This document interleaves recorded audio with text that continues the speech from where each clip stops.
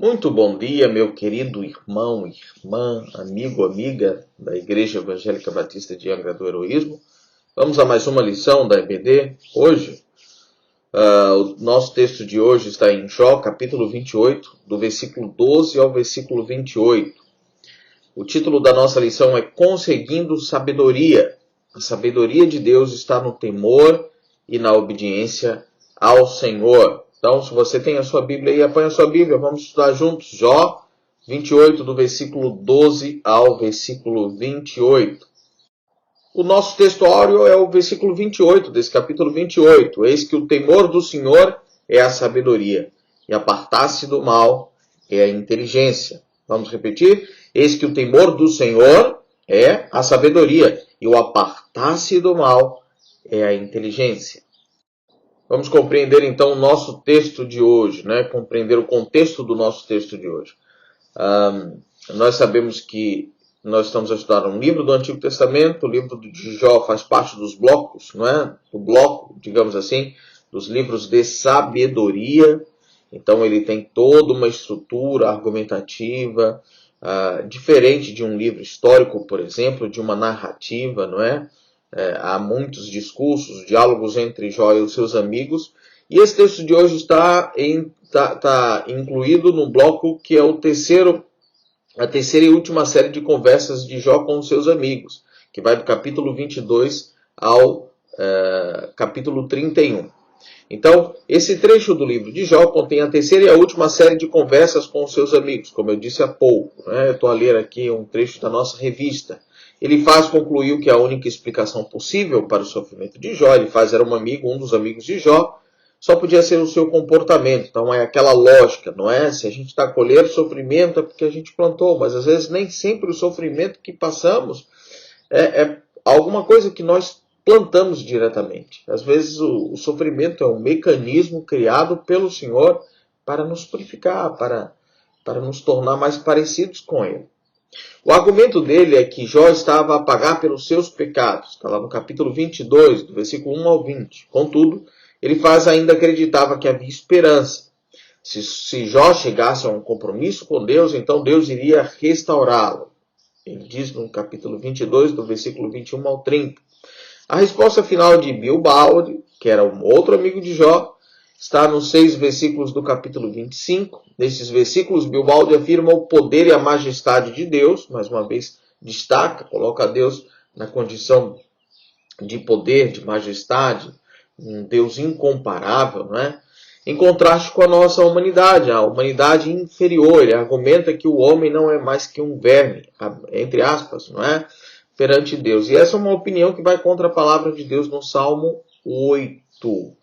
O Salmo 8 vai dizer que sim, quem é o ser humano diante do Senhor? Mas fomos criados de maneira especial, né, como coroa da sua criação. Parece que nessa altura Jó interrompe Bilbalde, Zofar nem sequer teve a oportunidade de falar. Então temos aí um pouco do contexto. É a última série, terceira e última série das conversas de Jó com seus amigos. Esse é o nosso contexto do nosso texto. Ainda relacionado ao nosso contexto, vai a resposta de Jó. Então, do capítulo 26 ao capítulo 31, contém a última resposta de Jó aos seus amigos, demonstrando que sabia tanto como eles, reconheceu o poder transcendente, a majestade e a justiça de Deus. Jó nunca questionava o poder e a santidade, não questionava o caráter de Deus. Mas ainda assim, isso não mudava o fato de que Jó estava inocente diante das acusações dos seus amigos, né? Diante daquelas acusações, Jó estava inocente perante Deus. Então, que Jó vai tentar mais uma vez se defender diante dos seus amigos é que ele reconhecia, sim, quem Deus era, a sua transcendência, a sua majestade, a sua justiça, o seu poder, mas que achava injusta a acusação dos seus amigos, né? que colocavam o seu sofrimento como uma consequência direta dos seus pecados, já que no início do livro de Jó é o próprio Deus que faz um elogio a Jó, que reconhece o caráter de Jó, a integridade de Jó. Claro que Jó não era perfeito, como nenhum de nós somos, né? Mas esse não é o fato. O fato é mostrar que que o mundo, a vida, não é tão linear como nós entendemos, não é? Nem tudo é uma questão de causa e efeito, que o sofrimento tem um propósito, não é consequência direta. Muitas vezes sim, é consequência direta dos nossos pecados, mas outras vezes não. Às vezes o sofrimento, digamos, é a escola de Deus, não é? É uma maneira que Deus está a utilizar para nos aperfeiçoar. Tá bom? Então esse é o nosso contexto. Vamos então aprofundar o texto, vamos fazer a leitura do texto, não é? Primeiro bloco, são 4 blocos. O primeiro dos versículos 12 ao 19. Mas onde se achará, a sabedoria? E onde está o lugar da inteligência? O homem não lhe conhece o valor. Não se acha na terra dos viventes. O abismo diz, não está em mim. E o mar diz, ela não está comigo. Não se dará por ela ouro fino, nem se pesará prata em câmbio dela. Nem se pode comprar por ouro fino de Ofir, nem pelo precioso ônix, nem pela safira. Com ela se não pode comparar o ouro ou o cristal. Nem se trocará por joia de ouro fino. Ela faz esquecer o coral e as pérolas, porque a aquisição da sabedoria é melhor que a dos rubis. Não se lhe igualará o topázio da Etiópia, nem se pode comprar por ouro puro. Então esse é o primeiro bloco, de forma bem poética, muito bonito, não é? O texto vai falar sobre o valor da sabedoria, não é? O homem não lhe conhece o valor, foi o que eu destaquei, não se acha na terra dos viventes. Então a sabedoria é algo transcendente, é algo de grande valor. Não se pode comprar, não é? Como as mais preciosas joias, o ouro, isso não compra a sabedoria. Ela tem um valor muito maior. Ela é riquíssima em valor, não é? Não se acha na terra dos viventes. Então é para nos mostrar a importância da sabedoria. O quanto ela é importante, o seu valor, que vai além de toda a riqueza terrena e humana. Segundo bloco, então, versículo 20, 21 e 22. De onde, pois, vem a sabedoria e onde está o lugar da inteligência? Porque está encoberta aos olhos de todo o vivente e oculta às aves do céu. A perdição e a morte dizem, ouvimos com os nossos ouvidos a sua fama. Então ela está escondida, não é? O que significa isso sobre encoberta aos olhos de todo vivente, não é? E o que significaria isso? A perdição e a morte, ou a destruição, é a palavra Abaddon, não é? Abaddon significa destruição. Eu vou ler um texto da nossa revista que é interessante sobre essa expressão, que na tradução que eu estou a usar aqui no PowerPoint é a perdição. Abaddon significa perdição ou destruição. E a morte, tanto a destruição e a morte, têm acompanhado a humanidade desde que Adão e Eva pecaram contra Deus. Quando isso aconteceu, a sua comunhão com o Senhor foi destruída e por isso eles esconderam-se dele no jardim e também tentaram tapar a sua nudez. Deixaram de ter acesso à árvore da vida quando foram expulsos do jardim. Além disso, ficaram espiritualmente mortos e fisicamente mortais, pois os seus corpos começaram a morrer. A consequência do pecado é a morte. Basicamente, o que Jó estava a dizer era que se aqueles que vieram há muito tempo pudessem falar, talvez tivessem ouvido acerca da sabedoria, mas mesmo eles não sabiam uma resposta à pergunta de Jó. Provavelmente diriam, ouvimos falar de sabedoria, algures no passado, mas não conseguimos lembrar-nos do que ouvimos. A sabedoria está escondida. Então, meus queridos irmãos, é isso, para mostrar que aquela sabedoria que era tão latente, que era tão viva na altura em que o homem tinha profunda comunhão, plena comunhão com Deus, isso foi rompido, né? Diante da perdição e a morte. É por isso que o texto diz de forma poética, a perdição e a morte dizem, ouvimos com os nossos ouvidos a sua fama. Era algo que estava restrito àquele ambiente, né, da árvore da vida e do Éden. Isso foi rompido pelo pecado, não é? Então é interessante, eu achei bem interessante, eu gostava de partilhar aqui com os irmãos aquilo que a nossa revista diz sobre essa expressão e a maneira como Jó faz essa associação da sabedoria com o conhecimento, o temor, o respeito ao nosso Deus, né? E essa comunhão que foi rompida devido à perdição e à morte. Então, o terceiro bloco ele vai fazer o contraste, vai mostrar, vai dizer onde nós podemos encontrar essa sabedoria que estava escondida, que está escondida. Então, diz assim, do versículo 23 ao 27, Deus entendeu o seu caminho e ele sabe o seu lugar, porque ele vê as extremidades da terra e vê tudo o que há debaixo dos céus. Quando deu peso ao vento e tomou a medida das águas, quando prescreveu uma lei para a chuva e caminho para o relâmpago dos trovões.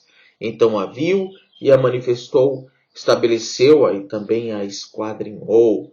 Então essa sabedoria, que a perdição e a morte, que não só ouviu falar de forma poética, não é? Ela que está encoberta para nós, ela é encontrada em Deus. Ele sabe o seu lugar. Deus entende o seu caminho e ele sabe o seu lugar. Então, se eu preciso de sabedoria, dessa sabedoria que vem do alto, como diz o apóstolo Tiago, para onde é que eu vou olhar? Quem eu vou buscar? É o próprio Deus. Ele é a fonte de toda a sabedoria. Deus entende o seu caminho e ele sabe o seu lugar. Se eu preciso, se eu quero, e nós precisamos, irmão, de sabedoria. Onde é que eu vou buscar? Em Deus. Ele entende o seu caminho e ele sabe o seu lugar. Então vamos ao último versículo, último bloco, versículo 28 do capítulo 28. Mas disse ao homem, eis que o temor do Senhor é a sabedoria, e apartar-se do mal é a inteligência. Então, onde é que nós encontramos a sabedoria? Aqui nós aprendemos em 2 pontos sobre sabedoria e inteligência. Primeiro, temor do Senhor é a sabedoria. Já aprendemos isso lá no livro de Provérbios, né? É o princípio da sabedoria, temer ao Senhor. E temer vai além do medo, não é? Tem uma relação com medo, sim. Mas aqui, nesse contexto, é um medo com respeito. Não é? É um medo não de terror, é um medo de respeito. É um medo de reverência santa. Não é? De contemplação santa, de admiração santa.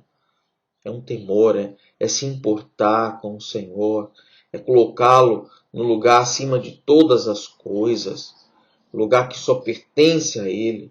Não é?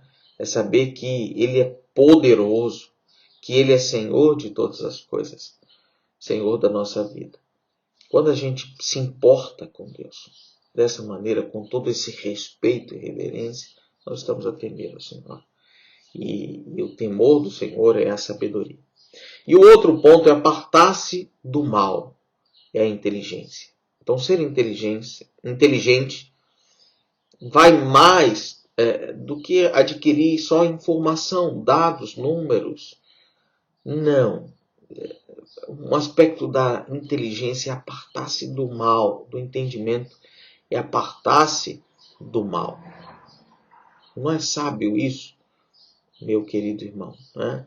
1 Coríntios 15, 33, diz assim, não vos enganeis, as más conversações ou as más companhias corrompem os bons costumes. Devemos ser inteligentes e devemos nos apartar do mal. Isso é inteligência. Então, eis que o temor do Senhor, vamos decorar isso, não é? Eis que o temor do Senhor é a sabedoria e apartar-se do mal é a inteligência. Aplicar a vida. 1. A pessoa sábia valoriza e guarda a sabedoria de Deus. Sábio é aquele que valoriza e guarda, ou seja, retém, não é? Para a sua própria vida, aplica na sua própria vida a sabedoria de Deus. 2. A pessoa sábia procura a sabedoria de Deus. Né? Se a gente olhar aquelas joias, aquelas pedras preciosas, para os homens encontrarem aquilo, eles precisam procurar. Eles não podem deixar de lado, não podem procurar sem zelo. Eles precisam procurar de forma profunda para encontrarem aquelas pedras preciosas, o ouro, a prata, aquelas joias. Então, a pessoa sábia procura a sabedoria de Deus. 3. A verdadeira sabedoria pertence somente a Deus. Ela é transcendente. Ela é aquilo que o apóstolo Tiago diz, a sabedoria que vem do alto, do Pai das luzes. Ela vem lá de cima. Então, ela pertence somente a Deus. E 4. A verdadeira sabedoria é temer a Deus. Não é? Essa é a verdadeira sabedoria. E produz uma vida de santidade. Temer a Deus. A verdadeira sabedoria é temer a Deus e produzir. Eu acho que deve ser produzir ou viver. Não sei. Fiquei em dúvida agora. Mas a verdadeira sabedoria é temer a Deus e viver. Talvez seja a expressão melhor. Uma vida de santidade que é seguir os mandamentos, os passos de Jesus. Tá bom? E esse é o aplicar a vida.